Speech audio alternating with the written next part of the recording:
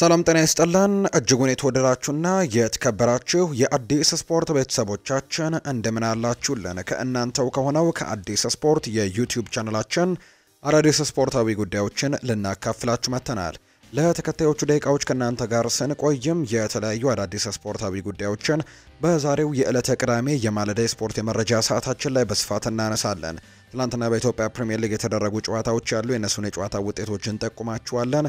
እንዲሁ ደግሞ በአውሮፓ ታላላቅ ሊጎች ዛሬ የሚደረጉ መርሃ ግብሮች ያሉ የነሱንም የጨዋታ ጥቆማዎች እናነሳለን። ትላንትና በሳዑዲ ፕሮ ሊግ ሲጠበቅ የነበረ አንድ መርሃ ግብር ነበር። የከተማ ተቀናቃኞቹ አልሂላል እና አልናስር ትላንትና ጨዋታቸውን አድርገዋል። ክሪስቲያኖ ሮናልዶ ሁለት ጎሎችን ባስቆጠረበት ጨዋታ አልናስር አልሂላልን ከረጅም ጊዜያቶች በኋላ በሊጉ ማሸነፍ የቻሉበትን ውጤት አስመዝግበዋል። እሱንም ጉዳይ በስፋት የምናነሳው ነው የሚሆነው።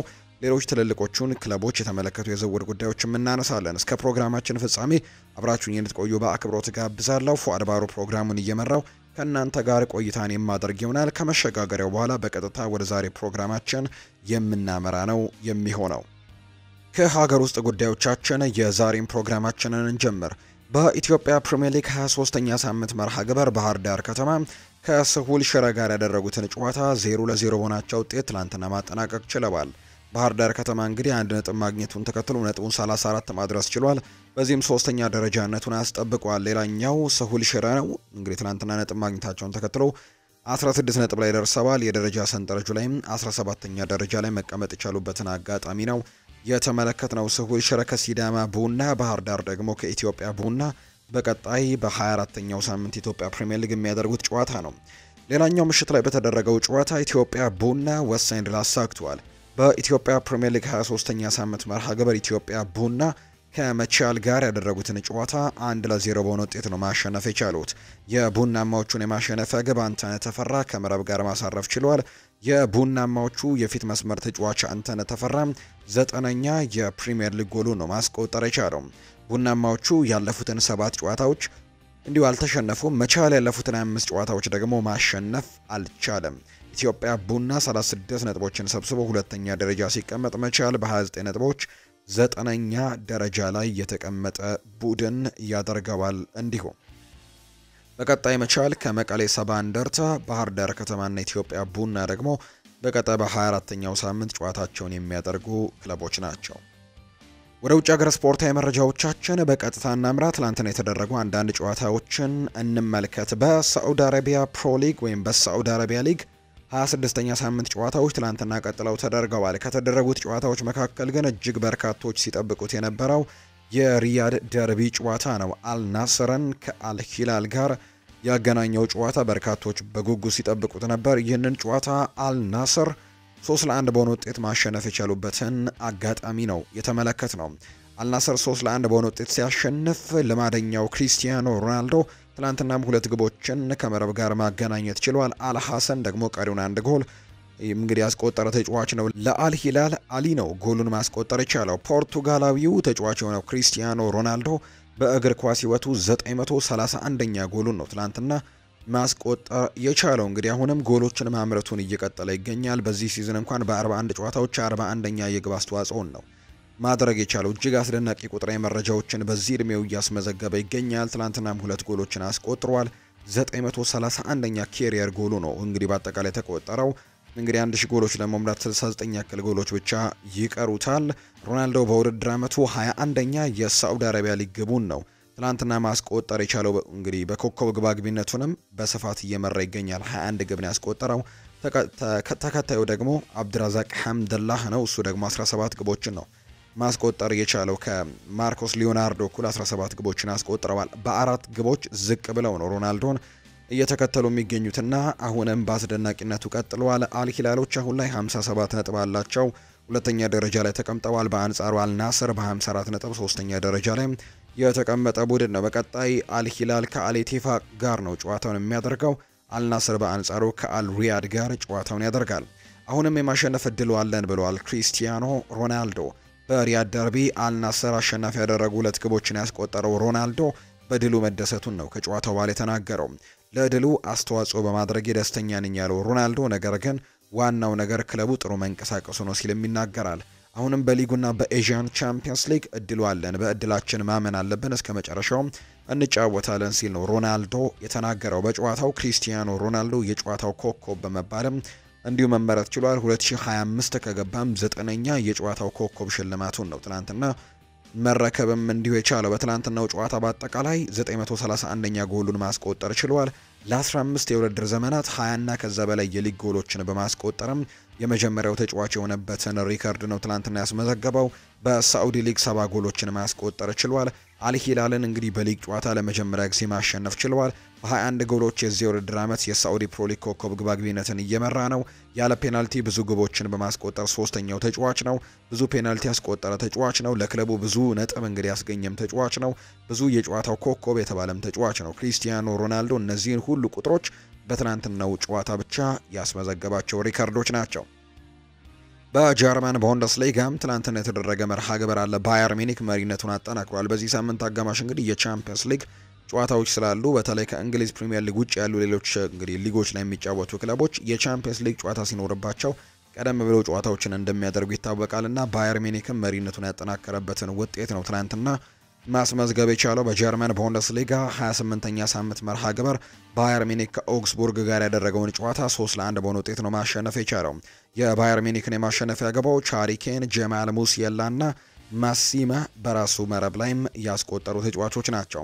ሃሪ ኬን በውድድር ዘመኑ 23ኛ የቡንደስሊጋ ግቡን ነው ትናንትና ከመረብ ጋር ማሳረፍ የቻለው። በጨዋታው ላይ ግን ጀማል ሙሲየላ ትናንትና ጎል ካስቆጠረ በኋላ የሃምስትሪንግ ጉዳት ገጥሞት ከሜዳ ሲወጣ ተመልክተናልና ምናልባት በአውሮፓ ቻምፒየንስ ሊግ ጨዋታ ስላለባቸው ይደርሳል አይደርስም አጠያቂ ጉዳይ ሆኗል። ባየር ሚኒክ በአጠቃላይ ትናንትና ጨዋታውን ማሸነፉን ተከትሎ 68 ነጥብ ላይ በመድረስ መሪነቱን አጠናክሮ ቀጥሏል። በቀጣይ ከቦሩሲያ ዶርትመንድ ጋር ነው ተጠባቂውን ጨዋታ ደር ክላሲከርን የሚያደርጉት። ባየር ሚኒክ ከቦሩሲያ ዶርትመንድ ቀጣይ ሳምንት ቅዳሜ ጨዋታቸውን ያደርጋሉ። ቦሃምና ኦግስበርግ ደግሞ በቀጣይ መርሃ ግብራቸውን የሚያደርጉ ሁለት ቡድኖች ናቸው የሚሆኑት። ዛሬም ጨዋታዎች ቀጥለው ይደረጋሉ። በተወዳጁ የእንግሊዝ ፕሪሚየር ሊግ ዛሬ 5 ያክል ጨዋታዎች ናቸው የሚደረጉት። ቀን 8 ሰዓት ከ30 ሲል የመጀመሪያው ጨዋታ ይደረጋል። የ31ኛ ሳምንት መርሃ ግብር ነው። በጎዲሰን ፓርክ ኤቨርተን እና አርሰናል የሚያደርጉት ጨዋታ እጅጉን ተጠባቂ ጨዋታ ነው። በሳምንቱ አጋማሽ ከሊቨርፑል ጋር በጣም ወሳኝ የነበረ የመርሲሳይድ ደርቢ ጨዋታቸውን ያደረጉት ኤቨርተኖች ዛሬ ደግሞ ከተከታዩ ወይም ሁለተኛ ደረጃ ላይ ከተቀመጠው ከሊቨርፑል ተከትሎ ከተቀመጠው አርሰናል እንግዲህ ዛሬ ጨዋታውን ያደርጋሉ። ሁለት ተከታታይ ከባባድ ጨዋታዎችን የዳቪድ ሞይሱ ኤቨርተን ይገጥማል ማለት ነው። ዛሬ በጎዲሰን ፓርክ በሜዳቸው ቀን 8 ሰዓት ከ30 ሲል ከአርሰናል ጋር ይጫወታሉ ኤቨርተኖች። ቀን 11 ሰዓት ሲል በርከት ያሉ መርሃ ግብሮች ናቸው የሚደረጉት። በሴልኸርስት ፓርክ ስቴዲየም ክሪስታል ፓላስ በሜዳው ብራይተን ኤንድ ሆቭ አልቢዮንን የሚያስተናግድበት ጨዋታ እንዲሁ የሚጠበቅ መርሃ ግብር ነው። በፖርትማን ሮድ ኢፕስዊች ታውን ከወልቨርሃምፕተን ወንደረርስ ጋር ጨዋታቸውን ያደርጋሉ። ዌስትሃም ዩናይትድ በሜዳው እንዲሁ ከቦርንመዝ ጋር የሚያደርገው መርሃ ግብር እነዚህ ቀን 11 ሰዓት ላይ የሚደረጉ መርሃ ግብሮች ናቸው። ምሽት 1 ሰዓት ከ30 ሲል ቪላ ፓርክ ላይ የኡናይ ኤመሪ አስተን ቪላ ከኑኖ ኤስፕሬንቶ ሳንቶ ኖቲንግሃም ፎረስት ጋር ጨዋታቸውን ያደርጋሉ። ይሄ ምሽት 1 ሰዓት ከ30 ሲል ዛሬ የሚደረግ መርሃ ግብር ነው።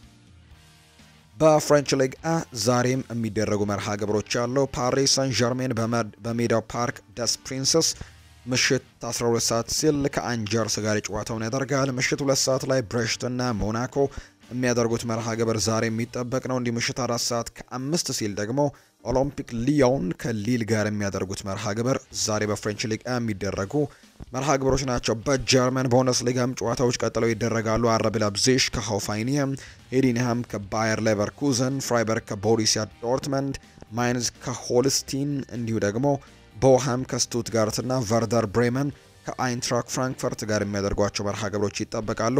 የፍራይበርግ እና የቦሩሲያ ዶርትመንድ ጨዋታ ቀን 10 ሰዓት ከ30 ሲል የሚደረግ መርሃ ግብር ነው። በጣሊያን ሴሪኤ ሞንዛ ከኮሞ፣ ፓርማ ከኢንተር ሚላን፣ ኤሲ ሚላን በሜዳው ሳን ሲሮ ጁሴፔ ማይዛ ምሽት 3 ሰዓት ከ45 ሲል ከፊዮረንቲና ጋር ጨዋታቸውን እንዲሁ ያደርጋሉ። በስፓኒሽ ላሊጋም ዛሬ ተጠባቂ ጨዋታዎች ይደረጋሉ። ትልልቆቹ ቡድኖች ዛሬ ነው ጨዋታቸውን የሚያደርጉት። ዢሮና ከዲፖርቲቮ አላቬስ ጋር ጨዋታቸውን ያደርጋሉ። ይሄ ጨዋታ ቀን 9 ሰዓት ሲል የሚደረግ መርሃ ግብር ነው። ሪያል ማድሪድ በሜዳው ኤል ኢስታዲዮ ሳንቲያጎ ቤርናቢው ከቫሌንሲያ ጋር የሚያደርጉት ጨዋታም እንዲሁ የሚጠበቅ ነው። ይሄ ደግሞ ቀን 11 ሰዓት ከሩብ ሲል የሚደረግ መርሃ ግብር ነው። ማዮርካና ሴልታ ቪጎ ጨዋታቸውን ያደርጋሉ። እንዲሁ ምሽት 4 ሰዓት ሲል ባርሰሎና በሜዳው ከሪያል ቤቲስ ጋር ጨዋታውን የሚያደርግ ይሆናል። በካምፕ ኑ እድሳት ምክንያት ባርሴሎና እንግዲህ የሜዳ ጨዋታዎችን በኦሎምፒክ ሉዊስ ኮምፓኒየስ ስቴዲየም ጨዋታቸውን እያደረጉ ይገኛሉ። ዛሬም ጨዋታው እዛው ነው የሚደረገው። ባርሴሎና ዛሬም መሪነቱን አጠናክሮ ለመቀጠል ከሪያል ቤቲስ ጋር ጠንከር ያለ ጨዋታ እንደሚጠብቀው በርካቶች ይገምታሉ። ዛሬ የሚደረጉት ጨዋታዎች እነዚህን ነው የሚመስሉት። ማንቸስተር ሲቲን የተመለከቱ መረጃዎችን እናንሳ። ኬቨን ደብሮይና ከማንቸስተር ሲቲ ጋር ይለያያል። ቤልጂያማዊው የመሃል ሜዳ ተጫዋች የሆነው ኬቨን ደብሮይና በውድድር ዘመኑ መጨረሻ ከማንቸስተር ሲቲ ጋር እንደሚለያይ ይፋ ተደርጓል። በውድድር ዘመኑ መጨረሻ ውሉ የሚያበቃው ኬቨን ደብሮይና ማንቸስተር ሲቲን በነፃ ዝውውር የሚለቅ ይሆናል። ደብሮይና ከ9 ዓመታት የማንቸስተር ሲቲ ቆይታ በኋላ ክለቡን የሚለቅም ነው የሚሆነው። 6 ጊዜ የእንግሊዝ ፕሪሚየር ሊግ ሻምፒዮን መሆን ችሏል። አንድ የአውሮፓ ቻምፒየንስ ሊግ ዋንጫን አሳክቷል። 412 ጨዋታዎችን ለሲቲ አድርጓል። 106 ጎሎችን ለሲቲ ማስቆጠር ችሏል። 174 አሲስቶችን ደግሞ ማድረግ የቻለ ተጫዋች ነው። ሁሉንም ነገር አሸንፈናል ብሏል ኬቨን ደብሮይና። ማንቸስተር ሲቲን ለመልቀቅ መወሰኑን ያሳወቀው ኬቨን ክለቡን እንግዲህ እንደሚለቅ ለማሳወቅ ከባድ ሆኖበት እንደነበር ይናገራል። እያንዳንዱ ታሪክ ፍጻሜ ያለው ያለው ደብሮይና ነገር ግን ይሄኛው ምዕራፍ በእርግጠኝነት እንግዲህ አስደሳቹ ነበር። የመጨረሻውን ቅጽበትም በጋራ እንደሰት ሲልም የተናገረው ስለ ስንብት መጽሐፍ ቀላል አይደለም፣ ነገር ግን እንደ እግር ኳስ ተጫዋች ይሄ ቀን እንደሚመጣ ግን ሁላችንም እናውቃለን ሲል ነው ኬቨን ደብሮይና የተናገረው። ብንወደውም ብንጠላውም መሰናበቻ ጊዜው አሁን ነው። እኔና ቤተሰቤ አመስጋኞች ነን። ማንቸስተር የሚለው ቃል በልባችን ውስጥም ይገኛል ብሏል ኬቨን ደብሮይና። ሌላኛው ፔፕ ጓርዲዮላ ነው ሀሳቡን የሰጠው። ዛሬ የሀዘናችን ቀን ነው ሲል የተናገረው። ለሱ ሐውልት እንዲገነባ ያለኝን ሁሉ አዋጣለሁ ሲልም ነው ጓርዲዮላ የተናገረው። የማንቸስተር ሲቲ ዋና አሰልጣኝ ፔፕ ጓርዲዮላ ለቡድናቸው የሀዘን ቀን ነው ሲሉ ስለ ኬቨን ደብሮይና መልቀቅ ተናግረዋል። ዛሬ እንግዲህ ለማንቸስተር ሲቲ የሀዘን ቀን ነው። ደብሮይና የማንቸስተር ሲቲ አንድ አካል ነው። በቀሪው ህይወቱ የክለቡ በር ሁልጊዜም ለሱ ክፍት ይሆናል። ሐውልት እንደሚገነባለት አላውቅም፣ ነገር ግን ይህ እውን እንዲሆን ያለኝን ገንዘብ ሁሉ ለመስጠት ዝግጁ ነኝ። እሱ በዚህ ሊግ ከተጫወቱ ታላላቅ አማካዮች መካከል አንደኛው ነው። የማንቸስተር ሲቲም ምርጡ አማካይ ነው ሲሉ ለተጫዋቻቸው መልቀቅም እንግዲህ ሀሳባቸውን ሰጥተዋል። አርሰናልን ደግሞ እንመልከት። አርሰናል የተጫዋቹን ግልጋሎት ሊያገኝ ይችላል። አርሰናሎች ዛሬ ከኤቨርተን ጋር በሚያደርጉት የሊግ መርሃ ግብር የተጫዋቹን ግልጋሎት ሊያገኙ እንደሚችሉ መረጃዎች ያሳያሉ። በጨዋታው ጁሪያን ቲምበር እና ቤን ዋይት የመድረስ እድል እንዳላቸው አሰልጣኝ ሚኬል አርቴታ አረጋግጠዋል። ሁለቱ ተጫዋቾች በጨዋታው የመሰለፍ እድል ይኖራቸዋል ሲሉ አሰልጣኝ ሚኬል አርቴታ ተናግረዋል። ሪካርዶ ካላፊዮሪ ለጨዋታው ብቁ አለመሆኑን የገለጹት አሰልጣኝ ሚኬል አርቴታ የጋብሪኤል ማጋሌሽ ከውድድር ዓመቱ ውጪ መሆን ትልቅ ማጣት ነው ሲሉም እንዲሁ ገልጸውታል።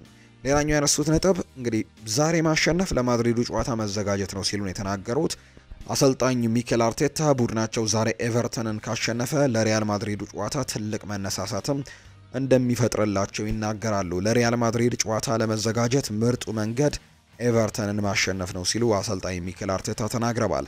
ቡካዮ ሳካ ጨዋታውን ቋሚ ሆኖ ይጀምር እንደሆነ አላውቅም፣ ነገ እንወስናለን ሲሉ ነው እንግዲህ እንዲሁ እየተናገሩ የሚገኙት። ስለ ጋብሪኤል ማጋሌሽም ተናግረዋል። አምኖ ለመቀበል አስቸጋሪ ነው። ቡካዮ ሳካን ገና ማግኘታችን ነበር። ለረጅም ጊዜ ከሜዳ ይርቃል። አሁን ደግሞ የተለያዩ መፍትሄዎችን መፈለግ ይኖርብናል ሲልም ነው እንዲሁ የተናገረው። ቲምበርና ቤን ዋይት ግን እንዳልኳችሁ ለዛሬው የኤቨርተን ጨዋታ ሊኖሩ እንደሚችሉ እንዲሁ ለጨዋታው ዝግጅታቸውንም ላይ በቅርብ ውሳኔ ይተላለፋል ተብሎ እንደሚጠበቅ ነው መረጃዎች እያሳለፉ የሚገኙት። የሪያል ማድሪድ ጨዋታ ከኤቨርተን ጨዋታ በላይ ትልቅ ጨዋታ ነው ወይ ተብሎም ተጠይቀው ነበር። ይሄ ትክክል አይደለም። የኛ ትልቁ ጨዋታ የኤቨርተኑ ጨዋታ ነው። ምክንያቱም ይህ የዛሬው የኤቨርተን ጨዋታ ለሪያል ማድሪድ ጨዋታ ዝግጅት የሚጠቅመን ትልቁ ጨዋታ ነው። ኤቨርተንን አሸንፈን ለማድሪድ ጨዋታ ጥሩ መዘጋጃ የሚሆነን ጨዋታ ይሆናል ሲልም ነው አሰልጣኙ እንዲሁ የተናገረው።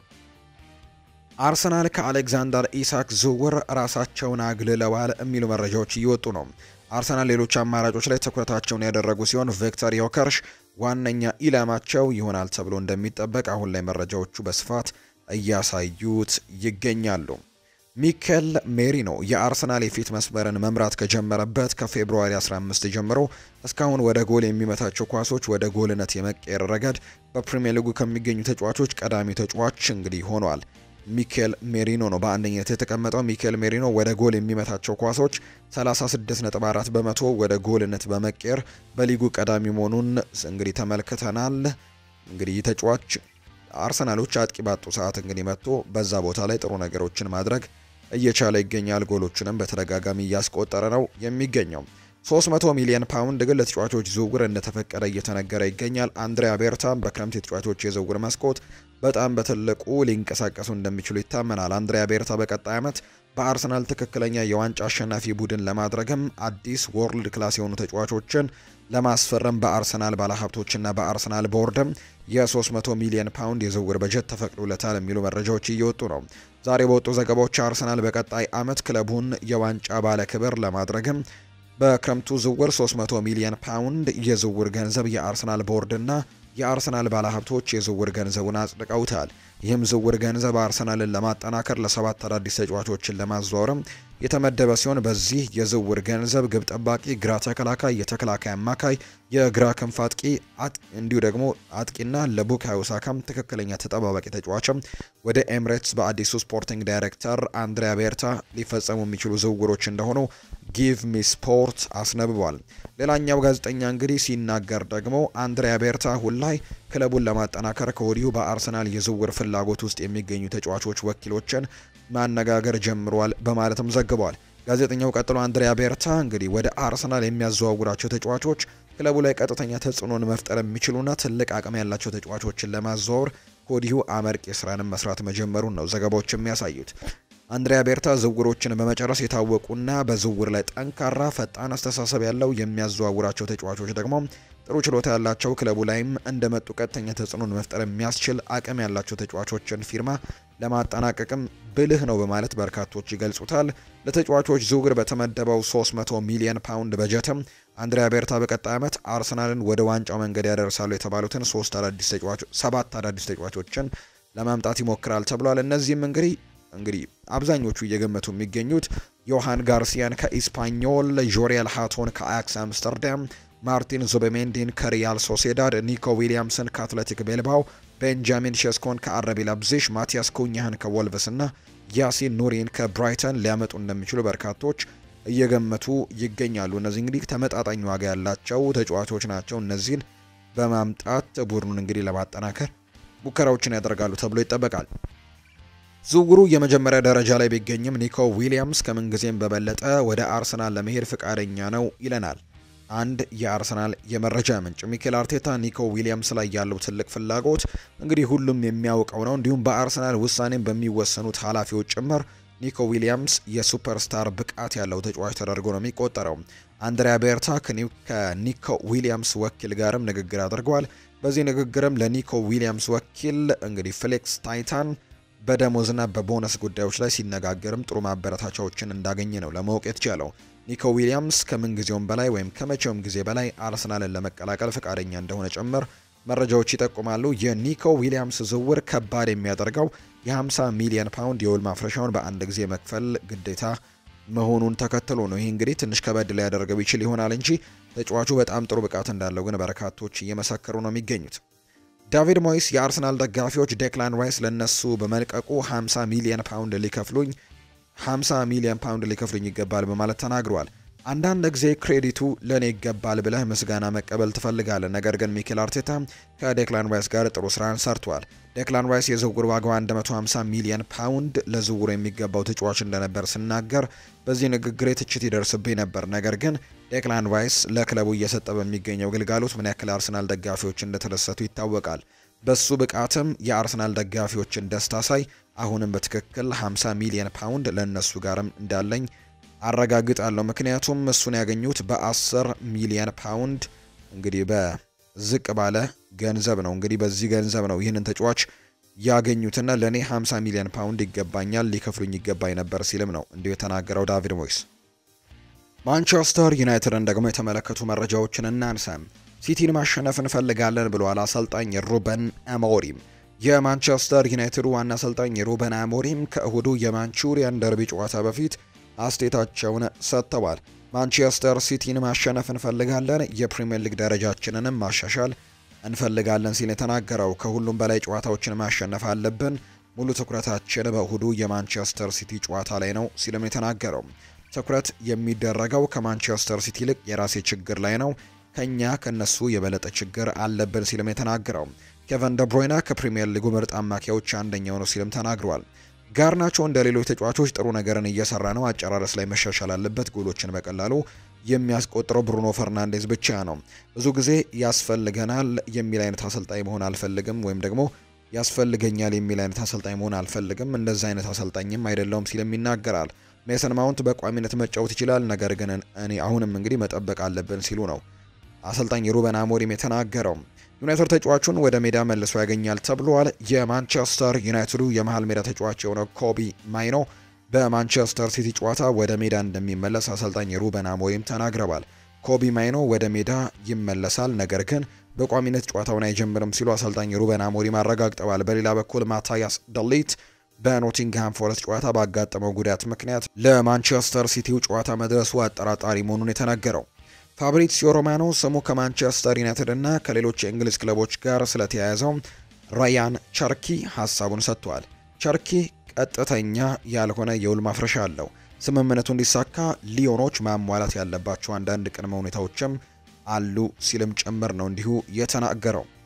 ሌላኛው የምናነሳው ጉዳይ አሰልጣኝ ሩበን አሞሪም ከነገው የማንቸስተር ሲቲ ጨዋታ ጋር አያይዘው የተለያዩ ሀሳቦቻቸውን አንስተዋል። አሰልጣኝ ሩበን አሞሪም ማቲያስ ደሊት አነስተኛ ጉዳት ማስተናገዱን እንዲሁ ተናግረዋል። በእሁዱ ጨዋታ መሰለፍ አለመሰለፉን ለማረጋገጥም ተጨማሪ ምርመራዎች ያስፈልጉታል ሲሉን የተናገሩት የኬቨን ደብሮይናን ከማንቸስተር ሲቲ መልቀቅ ጋር ተያይዞ ጥያቄ ቀረበላቸው አሰልጣኝ ሩበን አሞሪም ኬቨን ደብሮይና በጣም ጥሩ ተጫዋች ነው፣ ነገር ግን በተሳሳተው የማንቸስተር ከተማ ክለብ ውስጥ ነው የነበረው ሲልም ሩበን አሞሪም እንዲሁ ተናግሯል።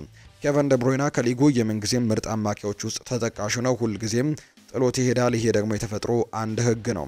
እሱ ያለምንም ጥያቄ ፕሪሚየር ሊጉን በደንብ ካሻሻሉት በሊጉ ላይም ጥራት ከጨመሩ ሁለት ተጫዋቾች ውስጥ አንደኛው ነው። እርሱ በተሳሳተው የማንቸስተር ከተማ ክለብ ነበር፣ ነገር ግን ለእርሱ መልካሙን ሁሉም መኝለታለሁ ብሏል። የኔ ትኩረት ቡድናችን ባሉበት ችግሮች ላይ ነው፣ እኛ ሲቲ ካለበት በላይ ችግሮች እኛ ላይ ያሉ ሲልም ነው ሩበን አሞሪም የገለጹት። እነርሱ ምናልባት የዓለማችን ምርጡ አሰልጣኝን ይዘዋል፣ ምርጥ ተጫዋቾችም አሏቸው። ጨዋታው ፈታኝ እንደሚሆንም እርግጥ ነው። የኔ ሙሉ ትኩረት ግን ቡድኔን በማሻሻል ላይ ነው፣ ስለ ሲቲ መሻሻል አይመለከተኝም ሲሉም ተናግረዋል። ሜሰን ማውንትም በዛሬው ጨዋታ ላይ ሊኖር ይችላል። ሜሰን ማውንት በሚገባ ልምምዱን እያከናወነ ይገኛል። እርሱ ለእሁዱ ጨዋታ ሙሉ በሙሉ ዝግጁ ነው፣ መሰለፍ አለመሰለፉንም እንመለከታለን ብሏል። ጋርናቾ የትኛውም የክለባችን ተጫዋች በመጨረሻው የሜዳ ክፍል ላይ ውሳኔዎችን በደንብ ሊያሻሽል ይገባል። እሱ ብቻ አይደለም፣ ሁሉም ማሻሻል ይገባቸዋል። እንደ ቡድን ጋርናቾ ያለውን ተሰጥኦ እንዲያሳድግ ልንረዳው ይገባል። እሱ ለመሻሻል ጠንክሮ እየሰራ የሚገኝ ተጫዋች ነው። ቂል አይደለሁም። በሚቀጥሉት 2 ዓመታት ውስጥ እንግዲህ ለሊጉ ዋንጫ ሁነኛ ተፎካካሪ እንሆናለን ብዬ አላስብም ሲልም ተናግረዋል። ሆኖም አሁን ላይ ግን በብዙ ነገሮች ላይ እየሰራን እንገኛለን። ተጫዋቾችን ወደምንፈልገው የጨዋታ ስልትም እንዲመጡ ለማድረግ ጠንክረን እየሰራን ነው። በክለብ ውስጥም በርካታ ነገሮችን እየቀየርን ነው። ብዙ ዓመታት እንፈልጋለን አልልም። ሆኖም ደግሞ በቀጣዮቹ 2 ዓመታት ውስጥ ሊጉን እናሸንፋለን ብዬም ደግሞ ቃል አልገባም፣ ምክንያቱም እብድ አይደለሁም ሲልም ነው የተናገረው። ሰዎች ሰር አሌክስ ፈርጉሰን አንድ ነገር ለማሸነፍ 2-3 ጊዜ እንደሚሞክሩ ሲናገሩ ሰማለው። ሆኖም እኔ ግን ጊዜ ያስፈልገኛል የሚል አይነት አሰልጣኝ አይደለሁም፣ እንደዚህ አይነት ባህሪም የለኝም ሲልም ይናገራል። ኮቢ ማይኖ ከጉዳቱ በማገገም ለእሁዱ ጨዋታ የመድረስ እድል አለው። ሆኖም ግን በጨዋታው ላይ በቋሚነት መጀመሩና አለመጀመሩ ነገር እርግጠኛ አይደለሁም ሲሉ ነው አሰልጣኙ እንዲሁ እየተናገሩ አሁን ላይ የሚገኙት። ጋርናቾ በክረምቱ ክለቡን ሊለቅ እንደሚችል የተለያዩ ምልክቶች አሁን ላይ እየታዩ ይገኛሉ። የካሪንግተኑ ምሩቅ አሌሃንድሮ ጋርናቾ በክረምቱ የዝውውር መስኮት ከማንቸስተር ዩናይትድ የሚለቅበት እድል ሰፊ እየሆነ መጥቷል። በመሆኑም በማንቸስተር ዩናይትድ መውጫ በር ላይ የሚገኘው ጋርናቾ ይህንን ለማረጋገጥ በሚመስል መልኩ የተለያዩ ተግባራትን ማከናወን ጀምሯል። ለአብነት ያክልም ጋርናቾ የመኖሪያ ቤቱን በ3.85 ሚሊዮን ፓውንድ ዋጋ ለሽያጭ ማቅረቡ ተዘግቧል። ይህም ተጫዋቹ በክረምቱ የዝውውር መስኮት ከማንቸስተር ዩናይትድ ለመልቀቁ ማሳያ እንደሆነ ነው ታማኙ ጋዜጠኛ ክሪስ ዊለር መረጃውን እያጋራ የሚገኘው። ይሄው ጋዜጠኛ ይህንን ይበል እንጂ አንዳንዶች ግን እንግዲህ ቤተሰቡ ሲኖርበት የነበረውን ቤት ነው ለሽያጭ እያቀረበ የሚገኘው፣ እነሱ አነስተኛ ቤት ተከራይተው ለመኖር ፍላጎት ስላላቸው ነው የሚሉ አይነት ሀሳቦችን እያነሱ ይገኛሉ። ነገር ግን ፍንጮች እንደሆኑ ግን በርካቶች ጥቆሞችን እየሰጡ ይገኛሉ። ሌላኛው እንግዲህ ቤተሰቦቹ አባላት ወደ ስፔን አቅንተው መኖር እንደጀመሩ እየተገለጸ ነው የሚገኘው። ከዚህ በፊት ከስፔን እንግሊዝ መጥተው ይኖሩ ነበር። አሁን ወደ ስፔን ተመልሰው ኑሯቸውን እንዳደረጉ የሚያሳዩ መረጃዎችም እየወጡ ይገኛሉ። ሉክ ሾው በእሁዱ ጨዋታ ላይ ለመሳተፍ በሩበን አሞሪም ቡድን ውስጥ አማራጭ ነው። ነገር ግን እሱን በሊዮን የዩሮፓ ሊግ ጨዋታ ላይ ለመጠቀም አቅዷል። አሰልጣኝ ሩበን አሞሪም አይደን ሄቨንም ጥሩ ማገገም ላይ እየተገኘ እንደሆነ ዘገባዎች ያሳያሉ። ሊቨርፑልን የተመለከቱ መረጃዎችን ደግሞ እናንሳ። አንድሪው ሮበርትሰን ስለ ትሬንት አሌክዛንደር አርኖልድ ይናገራል። ዋናው ቅድሚያ የሚሰጠው ትሬንት አሌክዛንደር አርኖልድ ቶሎ አገግሞ ወደ ልምድ እንዲመለስና ለመጫወት ብቁ መሆኑን ነው። ሰዎችና ሚዲያዎች ስለ አርኖልድ የወደፊት እጣ ፈንታ ብዙ አልበልታዎችን እያሰሙ ነው። እውነቱ ግን እስካሁን እርግጠኛ የሆነ ነገር የለም። ሊቨርፑል አሁን ላይ የቀይ መስመር ተከላካይ ያስፈልገዋል። እናም የትሬንት አሌክዛንደር አርኖልድ መመለስ ለቡድኑ ወሳኝ ነው ሲልም ተናግሯል። የሊቨርፑል የዝውውር ወጪ ከተጋጣሚዎች ጋር ሲነጻጸር እናንሳ። የሊቨርፑል የዝውውር ወጪ ከቅርብ ዓመታት ወዲህ ከዋና የሀገር ውስጥ ተቀናቃኞቻቸው ያነሰ ነው። ባለፉት 5 የውድድር ዘመናት ክለቡ ለተጫዋቾች ዝውውር በአጠቃላይ 376.3 ሚሊዮን ፓውንድ እስከ 562 ሚሊዮን ፓውንድ አውጥቷል። ይህም እንግዲህ ከእንግሊዝ ከሚገኙ ክለቦች 7ኛ ደረጃ ላይ የሚገኝ ቁጥር ነው የሚያመለክተው። ይህም በፕሪሚየር ሊጉ በቶፕ 6 ኒውካስል ዩናይትድን ጨምሮ ሁሉ ያነሰ ነው። እንግዲህ አስተን ቪላ በ2023/24 የውድድር ዘመን የፋይናንሻል ሂሳባቸው ዝቅተኛ ቢሆንም ወደ 8ኛ ደረጃ ሊወርድ ችለዋል። የአንጻራዊ ሁኔታ ዝቅተኛ የዝውውር ወጪ ከሌሎች ክለቦች ጋር ሲወዳደር ሊቨርፑል የተጫዋቾች የዋጋ ቅናሽ ዝቅተኛ እድገት ዋነኛው ምክንያት ነው። እርግጥ ነው እንግዲህ ሊቨርፑል በምትኩ ከፍተኛ ደሞዝ የሚያገኙ መካከል ክለቦች አንደኛው ሲሆን ኮከብ ተጫዋቾቻቸው ለረጅም ጊዜ ማቆየትንም ይመርጣሉ ነው የሚለው ዘገባው። ሊቨርፑል የ24 ዓመቱን የቮልስበርግ አልጄሪያዊ አጥቂ መሐመድ አሙራን ለማስፈረም ከሚፈልጉ ቡድኖች መካከል አንደኛው እንደሆነ የፈረንሳዩ ሚዲያ ለኪፕ መረጃውን አጋርቷል። ፍሬድሪኮ ኪያዛ በዚህ ክረምት ላይ ሊቨርፑልን የመልቀቅ ምንም አይነት እቅድ የለውም። ጣሊያናዊው አጥቂ በክለቡ ቤትም ለ3 ዓመታት የሚያቆየውን ኮንትራት መፈረም ይፈልጋል። እናም በክለቡ ቤት ያለውን ተፈላጊነትም መጨመር ፍላጎቱ እንደሆነ ዘገባው ይጠቁማል። ቨርጂል ቫን ዳይክ ለኳሚ ኬለር እንዴት የክለቡ ዋና ግብ ጠባቂ መሆን እንደሚችል ሲነግረው የሊጉ ሻምፒዮን ሁንና ቀሪው ነገር ሁሉ ይሟላል። አመቱ ካለቀ ምን እንደሚፈጠር እናያለን። ሁላችንም ለክለቡ ታማኝ መሆን አለብን። እናም ሁላችንም የራሳችንን ፍላጎት ለማሳካት ጠንክረን መስራት አለብን ብሏል። ቪክተር ኦሰሜን ሊቨርፑል ሊያስፈርመው የሚፈልገውና ለረጅም ጊዜ ሲከታተለው የነበረው አጥቂ እንደሆነ ደግሞ ላይል ቶማስ መረጃውን አጋርቷል። አርኔ ስሎት ስለ ሮቢንሰን ይናገራሉ። እሱ በእርግጠኝነት ምርጥ ነው እናም ጥሩ የውድድር ዘመንን እያሳለፈ የሚገኝ ተጫዋች ነው ብለዋል። እንግዲህ በግራ የተከላካይ መስመር ላይ ተጫዋቾችን ማስፈረም ለሚፈልጉት ሊቨርፑሎች እንግዲህ የተጫዋች ኢላማ እንደሆነ እየተገለጸ ይገኛል። ምናልባት እንግዲህ አርኔ ስሎትም ይህንን ተጫዋች ሳያደንቁ እንዳላለፉ ነው እየተገለጸ የሚገኘው። ለተጫዋቹም ያላቸውን አድናቆት ገልጸውለታል። ሮያል ማድሪድን ደግሞ እንመልከት። ማድሪድ ተጫዋቹ ቅጣት ተጣሎባቸዋል። ዩኤፋ የሪያል ማድሪድ ተጫዋቾች በአትሌቲኮ ማድሪድ የቻምፒየንስ ሊግ ጨዋታ ላይ ያሳዩትን ያልተገባ የደስታ አገላለጽ ተከትሎ ቅጣት ተጥሎባቸዋል። ጉዳዩን ሲመረምር የቆየው ዩኤፋ ተጫዋቹ ላይ የአንድ ጨዋታና የገንዘብ ቅጣት እንደጣለባቸው ነው ይፋ የተደረገው። በዚህ መሰረትም አንቶኒ ሩዲገር 40,000 ዩሮ፣ ኬሊያን ኤምባፔ 30,000 ዩሮ እንዲሁም ዳኒ ሰባዮስ 20,000 ዩሮ የገንዘብ ቅጣት ተጥሎባቸዋል። ተጫዋቾቹ የጣለባቸው የአንድ ጨዋታ ቅጣትም በቀጥታ ተፈጻሚ እንደማይሆንና በአንድ ዓመት ውስጥ መቀጣት እንደሚችሉ ነው የተናገረው። ይህ ማለት ተጫዋቾቹ በቀጣዩ የአርሰናል ጨዋታ ለቡድናቸው ግልጋሎትን መስጠት ይችላሉ። የማድሪድ የወሩ ምርጥ ተጫዋች ይፋ ተደርጓል። በአሰልጣኝ ካርሎ አንቸሎቲ የሚሰለጥነው የላሊጋው ክለብ ሪያል ማድሪድ የወርሃ መጋቢት የወሩ ምርጥ ተጫዋቾቻቸውን ይፋ አድርገዋል። በዚህ መሰረትም ፈረንሳዊው የመሃል ሜዳ ተጫዋች ኦሪዮል ሹዋሜኒ የሪያል ማድሪድ የወሩ ምርጥ ተጫዋች በመሆን መመረጥ ችሏል። ሹዋሜኒ በውድድር ዘመኑ ለመጀመሪያ ጊዜ የሪያል ማድሪድ የወሩ ምርጥ ተጫዋች ሽልማትን ነው ማሸነፍ የቻለው። በጉዳት ላይ የሚገኘው የሪያል ማድሪድ ቁጥር 1 ግብ ጠባቂ ቲቦ ኮርቶባ ለአርሰናሉ ጨዋታ ሊደርስ እንደሚችል ተነግሯል። ግብ ጠባቂው በማክሰኞው የአርሰናል ጨዋታ በእርግጠኝነት ይደርሳል ብለው እንደሚጠብቁ አሰልጣኝ ካርሎ አንቸሎቲ አረጋግጠዋል። ሪያል ማድሪድ ቀጣይ ሳምንት ማክሰኞ ወደ ለንደን በማምራት ከአርሰናል ጋር የቻምፒየንስ ሊግ ሩብ ፍጻሜ መጀመሪያ ጨዋታቸውን ያደርጋሉ። የሪያል ማድሪድ ዋና አሰልጣኝ ካርሎ አንቸሎቲ ከቫሌንሲያው ጨዋታ አስቀድመው የተለያዩ ሀሳቦችን አንስተዋል። በአንድ ሳምንት ውስጥ ሶስተኛው ጨዋታ ነው የምታደርጉት፣ የቡድኑ ሁኔታ እንዴት ነው ተብሎ ተጠይቀው ነበር። ጥሩ ነን፣ እርግጥ ነው ትንሽ ድካም ስላለ ጥርጣሬ አለኝ፣ ነገር ግን ቡድኑ ተነሳስቷል እናም ዝግጁ ነው። አስቸጋሪና ወሳኝ ጨዋታ ነው፣ ነገር ግን እንታገላለን። ይህ በሲዝኑ በጣም አስፈላጊው ቅጽበት መሆኑን ሁሉም ሰው ያውቃል ሲልም ነው የተናገረው። ስለ ቡድን ግብ ጠባቂ ምን አዲስ ነገር አለ? ፋራን ጎንዛሌዝ ይጫወታሉ ተብሎ ተጠይቆ ነበር። ኮርቷ እያገገመ ሲሆን በጣም ተሻሽሏል። እናም የሮቡ ጨዋታ ላይ ይጫወታል ብለን እናስባለን። ስለ አንድሪያ ሉኒን ጥርጣሬ አለን። የሕክምና ምርመራዎችን ያደርጋል። ሁኔታው ጥሩ ካልሆነ በፋራን በጣም እንግዲህ እምነት አለኝ። እናም ደግሞ እሱ በጣም ጥሩ ግብ ጠባቂ ነው። ብቸኛው ችግር እድሜው ትንሽ መሆኑ ነው። ቢጫወት በጣም ደስ ይለኛል፣ ምክንያቱም ሁላችንም እሱ በጣም ጥሩ ጊዜን ወደፊቱ እንደሚገጥመው እናውቃለን። ከኛ በኩል እንግዲህ ምንም አይነት ጭንቀት የለንም ሲልም ነው የተናገረው። ከባርሴሎና ጋር የሚደረገው የኮፓ ዴል ሬይ ጨዋታንም አስመልክተው ጥያቄ ቀርቦላቸው ነበር። የኛ ግብ ዋንጫውን ማሳካት ነው። እናም ደግሞ አሁን ላይ እየተቃረብን ይመስለኛል፣ እናሳካዋለን ብዬ እገምታለሁ ሲልም ተናግሯል። ሰሞኑን የፍርድ ቤት ጉዳይ አጋጥሞ ነበር ወይም ተብሎ ነበር። አዎ ይህ አዲስ ተሞክሮ ነበር። እናም ከዚህ በላይ ምንም ነገር አልነበረም። አሁን የዳኛው ውሳኔን እየጠበቅን ነው ብሏል። አትሌቲኮ ማድሪድ ጨዋታ ላይ የመጨረሻውን ፍጹም ቅጣት ምት ስለመታህበት አጋጣሚ ንገረን ተብሎ ነበር አንቶኒ ሩዲገር። በዚያ ቅጽበት እኔ ሙሉ ኃላፊነቴን መውሰድ ፈልጌ ነበር፣ ምክንያቱም ኤንድሪክ ወደ ጨዋታው የገባበት ጊዜ ነበር። እናም ደግሞ እንግዲህ ብዬ ያሰብኩኝና ኤንድሪክ ይህንን ፔናልቲ ቢስተው እሱ ገና ወጣት ነው። እናም አሁን ላይ በተደጋጋሚ ጊዜ የሚጫወትበት ጊዜ አይደለም። ስለሆነም እኔ ኃላፊነት መውሰድ እንዳለብኝ ተሰማኝ። ምክንያቱም ነገሮች ቢበላችሁ እንኳን እኔ በአሁኑ ሰዓት ከኤንድሪክ በተሻለ ጫናውን የመቋቋም አቅሙ አለኝ ብዬ ስላሰብኩኝ ነው ይህንን ያደረኩት ሲልም ተናግሯል። ስፔናዊ አሰልጣኝ ሻቪ አሎንዞ አሁን ወይም በቅርብ ጊዜ ውስጥ የሪያል ማድሪድ ኃላፊነትን መረከብ ይፈልጋል ተብሏል። እናም አሁን ላይ አሎንሶ የሪያል ማድሪድ ጥያቄን በመጠባበቅ ላይ የሚገኝ ሲሆን ሁሉም ነገር የሚወሰነው በካርሎ አንቸሎቲ ቆይታ ላይ እንደሆነ ተነግሯል።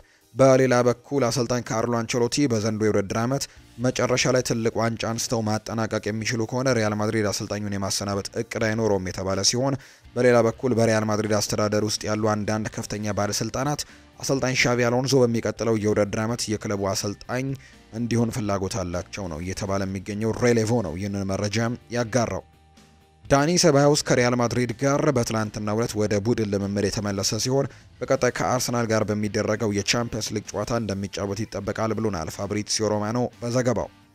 ሪያል ማድሪድ ለአንቶኒ ሩዲገር እስከ 2028 የውድድር ዓመት ድረስ የሚያቆይ አዲስ የኮንትራት ውልም ለማቅረብ እያሰበ መሆኑ ተነግሯል። ከዚህ በተጨማሪም ሩዲገርን በተመለከተ ከሳዑዲ አረቢያ ከፍተኛ ክለቦች እንግዲህ ፍላጎት እንዳለ የሚታወቅ ጉዳይ ቢሆንም የተጫዋቹ ተቀዳሚ ምርጫ ግን በሪያል ማድሪድ መቆየት ነው እየተባለ እንደሆነ ነው ፍሎሪያን ፕሌተንበርግ መረጃውን ያጋራው። ሻቪ አሎንዞ የማርቲን ዙቤሜንዲ ቀንደኛ አድናቂ ሲሆን ከሱ ጋርም ወደፊት አብሮ መስራት ይፈልጋል። ሻቪ አሎንዞ በአሁኑ ክረምት ሪያል ማድሪድን ሊቀላቀል የሚችልበት እድል ያለ ሲሆን ለዚያም ነው ማርቲን ዙቤሜንዲ እና ሪያል ማድሪድ በተደጋጋሚ ስማቸው እየተያዘ እንደሚገኝ ፋብሪዚዮ ሮማኖ መረጃውን ያጋራው። ቸልሲን ደግሞ እንመልከት። ኤንዞ ማሬስካ ስለ ኮል ፓልመር ይናገራሉ። እውነቱን ለመናገር የኮል ፓልመር በዚህ ምሽት ያሳየው ብቃት ከሌሎች ብቃቶች ጋር በጣም ተመሳሳይ ነበር። ልዩነቱ ባለፉት ጨዋታዎች ላይ ጎል አላስቆጠረም፣ ለጎል የሚሆን ኳሶችም አላቀበለም። እናም እሱ ምርጥ ተጫዋች ስለሆነ ከሱ እንጠብቃለን፣ ምናልባትም ካሉን ተጫዋቾች መካከል ምርጡ ስለሆነ ሲልም ነው የተናገረው። እንግዲህ ቸልሲና ማንቸስተር ዩናይትድ ሊያም ዴላፕን ማስፈረም የሚፈልጉ ቀዳሚዎቹ ክለቦች ሲሆኑ ኒውካስል ዩናይትድ ተጨማሪ በተጫዋቹ ላይ ፍላጎት ያለው ክለብ ነው። ሊያም ዴላፕ መዘዋወር የሚፈልገው የአውሮፓ ውድድርን ከሚጫወት ክለብ ጋር ብቻ ነው ሲል የቶክ ስፖርቱ ጋዜጠኛ ቤን ጃኮብስ አስነብቧል። ጋናዊው የፊት መስመር ተጫዋች መሐመድ ቁዱስ በዌስትሃም ዩናይትድ ቤት ያለው ኮንትራት ውል ማፍረሻ ያካተተ መሆኑ ተገልጿል። ዌስትሃም ዩናይትድ ተጫዋቹን ሲያስፈርሙ ያካተቱት የውል ማፍረሻ አንቀጽም ከሐምሌ ወር መጀመሪያ ጀምሮ ለተከታታይ 10 ቀናት የሚቆይ መሆኑ ተነግሯል። የውል ማፍረሻው ለፕሪሚየር ሊግ ክለቦች 85 ሚሊዮን ፓውንድ፣ ለሌሎች የአውሮፓ ክለቦች 80 ሚሊዮን ፓውንድ፣ ለሳዑዲ አረቢያ ክለቦች 120 ሚሊዮን ፓውንድ መሆኑን ዘ አትሌቲክ አረጋግጧል። ዌስትሃም ዩናይትድ መሐመድ ቁዱስን ባለፈው ዓመት ከአክስ አምስተርዳም በ38 ሚሊዮን ፓውንድ ማስፈረማቸው ይታወሳል። አሁን ላይ ቼልሲና አርሰናል እንዲሁም ደግሞ የሳዑዲ አረቢያው ክለብ አልናስር የተጫዋቹ አድናቂ መሆናቸው ነው የሚነገረው። ማትስ ሁመልስ ጫማውን ሊሰቅል ነው። ጀርመናዊው የተከላካይ ስፍራ ተጫዋች ነው ማትስ ሁመልስ በውድድር ዓመቱ መጨረሻ ጫማውን እንደሚሰቅል ይፋ አድርጓል። ማትስ ሁመልስ ባሳለፍነው ክረምት 13 ዓመታት ከተጫወተበት ቦሩሲያ ዶርትመንድ በመልቀቅ ወደ ሮማ አመርቶ በመጫወት ላይ ይገኛል። የአንድ ጊዜ ዓለም ዋንጫ አሸናፊው ማትስ ሁመልስ እንግዲህ በአሁኑ ሰዓትም ለ36 ዓመቱ ጫማውን እንደሚሰቅል አስታውቋል። ማትስ ሁመልስ እንግዲህ ቡንደስሊጋን 2 ጊዜ አሳክቷል ከዶርትሙንድ ጋር፣ ከባየር ሙኒክ ጋር ደግሞ 3 ጊዜ አሳክቷል። በአጠቃላይ 5 የቡንደስሊጋ ዋንጫዎች ያሉት፣ 1 የዓለም ዋንጫ፣ 3 የዲኤፍቢ ፖካልስ፣ 2 ደግሞ የቻምፒየንስ ሊግ የፍጻሜ ጨዋታዎች ላይ መሳተፍ የቻለ ተጫዋች ነው። የፕሪሚየር ሊግ የወሩ ምርጥ አሰልጣኝ ይፋ ተደርጓል። የእንግሊዝ ፕሪሚየር ሊግ የ2024-25 የውድድር ዘመን የወርሃ መጋቢት የወሩ ምርጥ አሰልጣኝ ይፋ ተደርጓል። በዚህ መሰረትም የኖቲንግሃም ፎረስት ዋና አሰልጣኝ ኑኖ ኤስፕሬንቶ ሳንቶ የፕሪሚየር ሊጉ የወሩ ምርጥ አሰልጣኝ በመሆን በአብላጫ ድምጽ መመረጥ ችለዋል። አሰልጣኝ ኑኖ ኤስፕሬንቶ ሳንቶ ኖቲንግሃምን እየመሩ በወሩ ያደረጓቸውን 2 የፕሪሚየር ሊግ ጨዋታዎችም ማሸነፍ ችለዋል። ኤቨርተን ተጫዋቹ ማስፈራሪያ እየደረሰው እንደሆነ ገለጸ። ኤቨርተን ተከላካዩ ጄምስ ታርኮስኪ ከመርሲሳይድ ደርቢ ጨዋታ በኋላ ማስፈራሪያዎች ደርሰውታል። ተጫዋቹ የሊቨርፑል ተጫዋች ማካሊስተር ላይ የሰራው ጥፋትን ተከትሎ በሱ ላይና በቤተሰቡ ላይ ነው እንግዲህ እነዚህ አይነት ጉዳዮች እየደረሱ የሚገኙት። ኤቨርተን ባወጣው መግለጫ የተፈጠረው ክስተት በማውገዝም ጉዳዩን እንግዲህ በቅርበት እንደሚከታተለው ተናግሯል። ተጫዋቹ በጨዋታው ላይ ለጥፋቱ ቢጫ ካርድ መመልከቱ የሚታወስ ሲሆን ይሁን እንጂ የሊጉ ዳኞች ማህበር ግን ቀይ ካርድ ያሰጠው ነበር ሲሉ ነው ከዛ በኋላ መግለጫውን ያወጡት።